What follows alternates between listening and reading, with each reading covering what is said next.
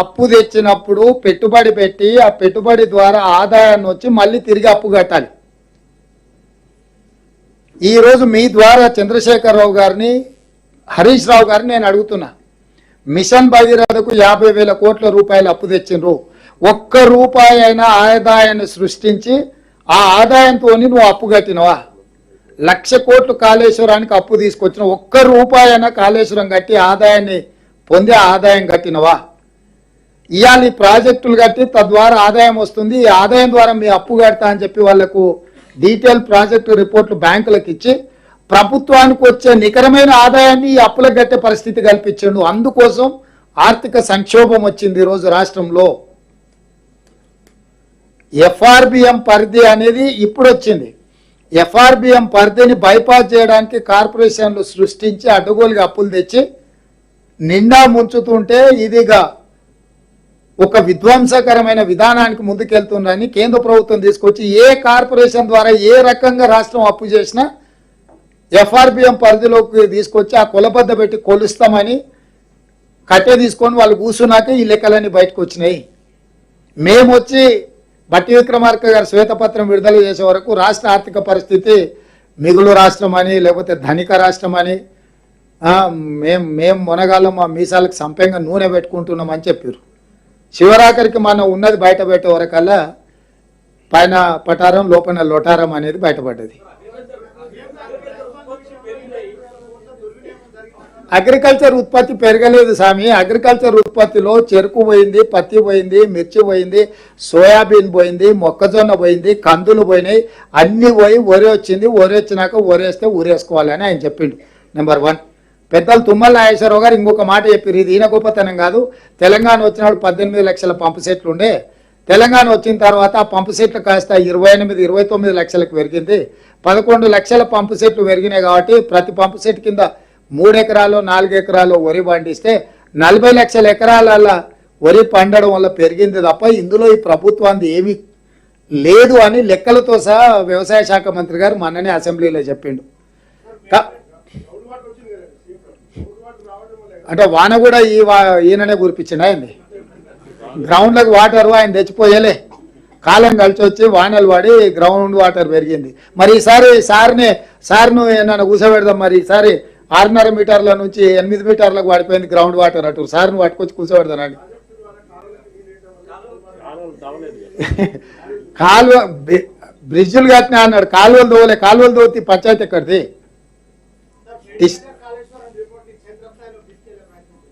ఇక మీరే తీసుకెళ్ళాలి. మా ప్రయత్నం మేము చేసినాం, మేము చెప్పాల్సింది చెప్పినాం, చూపించాల్సింది చూపించినాం. ఏమంటారు మొత్తం డిజిటల్గా మీకు అసెంబ్లీలనే మొత్తం అంతా పవర్ పాయింట్ ప్రజెంటేషన్ ఇచ్చినాం. కాళేశ్వరం మిమ్మల్ని ప్రత్యక్షంగా తీసుకెళ్ళి కుంగిపోయింది చూపించినాం, పగిలిపోయింది చూపించినాం. దయచేసి మీడియా మిత్రులు కూడా దీన్ని క్షేత్రస్థాయిలో ప్రజల దగ్గరికి తీసుకెళ్లాల్సిందిగా మేము కోరుకుంటున్నాం.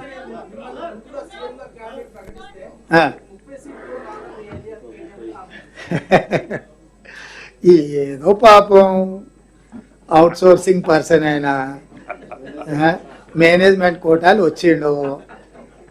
ఎవడైనా పార్టీ ప్రెసిడెంట్ ఉన్నాడు అని అంటే మోర్ ఆర్ లెస్ ఆ వ్యక్తి ద్వారా ఎన్నికలకు పోతాం ఎక్కడైనా, అంతేనా? వాళ్ళ నాయన పార్టీ ప్రెసిడెంట్, నేను ఒక పార్టీకి ప్రెసిడెంట్, కిషన్ రెడ్డి ఇంకొక పార్టీకి ప్రెసిడెంట్. పార్టీ ప్రెసిడెంట్ అంటే పార్టీకి పెద్దనే కదా. 80 శాసనసభ సమావేశాల్లో నేనే పోయి మీటింగులు పెట్టినా కదా మా మిత్రులతో పాటు కలిసి. ఇక ప్రకటించేది ఏంది? ఏది? నువ్వు చెప్పు, నువ్వు సీనియర్ జర్నలిస్ట్గా నీ ఎక్స్పీరియన్స్తో చెప్పు వెంకటరాజ్. కుర్సీకి పోటీ తప్పు లేదు. పార్టీ ప్రెసిడెంట్ అంటే ఏంది అంటున్నా. పార్టీ ప్రెసిడెంట్ అంటే ఏంది? హెడ్ ఆఫ్ ద ఇన్స్టిట్యూట్ అనే కదా. So head of the institute నేనుండి ఎలక్షన్ చేసినాము, వాళ్ళ నాయన అవతలుండి ఎలక్షన్ చేసిండు. ఈయన ఆయన స్లీపింగ్ ప్రెసిడెంట్ అని, ఈయన వర్కింగ్ ప్రెసిడెంట్ అని ఈయన పెట్టారు కదా. ఏమైంది రిజల్టు? కాబట్టి అమెరికాకు వారిపోయిండు అని మీరు అందరూ అనగానే మళ్ళీ వెనక్కి వచ్చిండు పారిపోయి.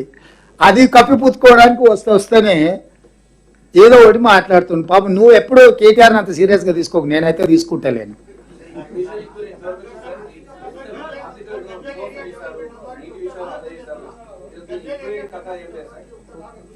ఏంటిది? అవునా? నీ సజెషన్ ఏంటి? నువ్వు సజెస్ట్, మేము ఇప్పటివరకు పెద్దగా ఆలోచన చేయలేదు దాని మీద. నువ్వు సజెస్ట్ చేస్తే డెఫినెట్గా పరిగణలోకి తీసుకుంటాం.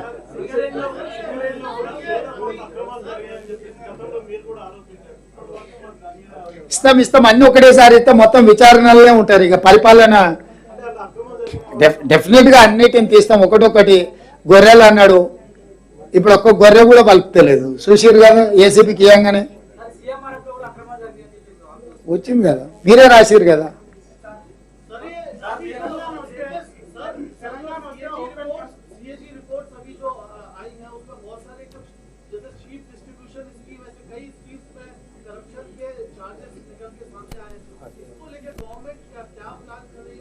से इस पूरे मामले की इन्वेस्टिगेशन को आगे ले जाएंगे। अभी गवर्नमेंट हर चीज में जो जो हमारे सामने आए हम तो कार्रवाई शुरू किए। जो बकरियों का मामला है हम एसीपी को ऑलरेडी दे दिए, एफआईआर भी हो गए, क्राइम भी रजिस्टर हो गए। उसके बाद एंटी करप्शन ब्यूरो अभी इन्वेस्टिगेट कर रहे, 5 ऑफिसरों को अरेस्ट करके जेल पे भिजा दिए। वो एक दिन का मामला नहीं है। वो बिहार में जो घोटाला हुआ ना, ये इनके उनके छोटे भाई है। ये वहीं धीरे धीरे धीरे वहीं जाएगा।